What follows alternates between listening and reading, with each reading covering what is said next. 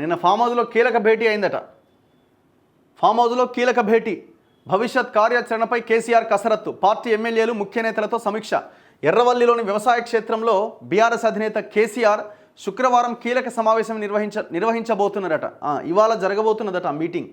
ఇందులో పార్టీ ఎమ్మెల్యేలు, ఎమ్మెల్సీలు, రాజ్యసభ ఎంపీలు, ముఖ్య నేతలు పాల్గొంటున్నారట.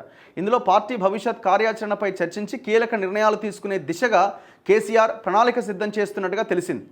పట్టభద్రుల ఎమ్మెల్సీ ఎన్నికల్లో కాంగ్రెస్కు ప్రతికూల ఫలితాలు వచ్చినందున ప్రభుత్వ వ్యతిరేకతను ప్రజల్లోకి తీసుకెళ్లే అంశంపై సమీక్షించబోతున్నట్టు సమాచారం.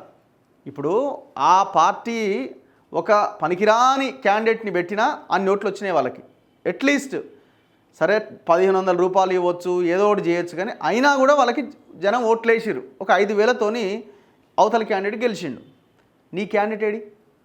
నీ క్యాండిడేట్ అసలు నువ్వు ప్రభుత్వం మీద వ్యతిరేకత ఉంది అంటున్నావు, మరి నువ్వు క్యాండిడేట్ని ఎందుకు పెట్టలే? ప్రభుత్వం మీద వ్యతిరేకత ఉంటే ఆ ఓట్లన్నీ నీకే పడేవి కదా, నీకే పడే కదా, క్యాండిడేట్ని ఎందుకు పెట్టలే?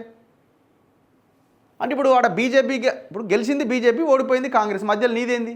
ప్రభుత్వం మీద వ్యతిరేకత ఉంటే నీ వైపు ఎందుకు వస్తుంది? మళ్ళీ బీజేపీ వైపు పోతే లేకపోతే ఇంకో పార్టీ వస్తే ఇంకో పార్టీ వైపు వెళ్తుంది.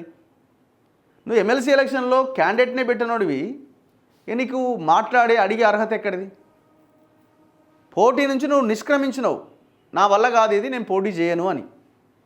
ఇప్పుడట కాంగ్రెస్ మీద వ్యతిరేకత పెరిగిందని ఇప్పుడు ఈయన మళ్ళా మీటింగ్లు పెడుతున్నట. ఈ మీటింగ్ల వల్ల నీకేం ఉపయోగం? జనాలు నీ వైపు ఎందుకు వస్తారు? పట్టభద్రుల ఎమ్మెల్సీ ఎన్నికల్లో కాంగ్రెస్కు ప్రతికూల ఫలితాలు వచ్చినందున ప్రభుత్వ వ్యతిరేకతను ప్రజల్లోకి తీసుకెళ్లే అంశంపై సమీక్షించబోతున్నట్టు సమాచారం. ఎమ్మెల్యే కోట ఎమ్మెల్సీ ఎన్నికల్లో ఎంతమందిని బరిలోకి దింపాలి అనే అంశాన్ని చర్చించడంతో పాటు పార్టీ నుంచి ఎవరిని ప్రతిపాదించబోతున్నారో ప్రకటించే అవకాశం ఉందట.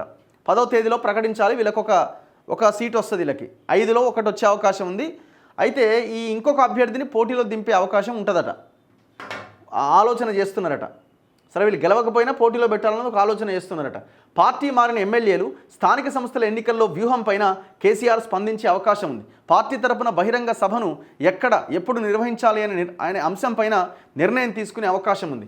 ఫామ్ హౌస్ వీడి తిరిగి రాజకీయ కార్యక్రమాల్లో కేసీఆర్ క్రియాశీలం కాబోతున్న నేపథ్యంలో ఆ party MP Vaddiraju Ravichandra KCR coming soon అంటూ గురువారం ఒక వీడియో విడుదల చేశారు. కమింగ్ సూన్ అంటే ఎప్పుడు? సూన్ అంటే ఏడాదా 2 ఏళ్ళ?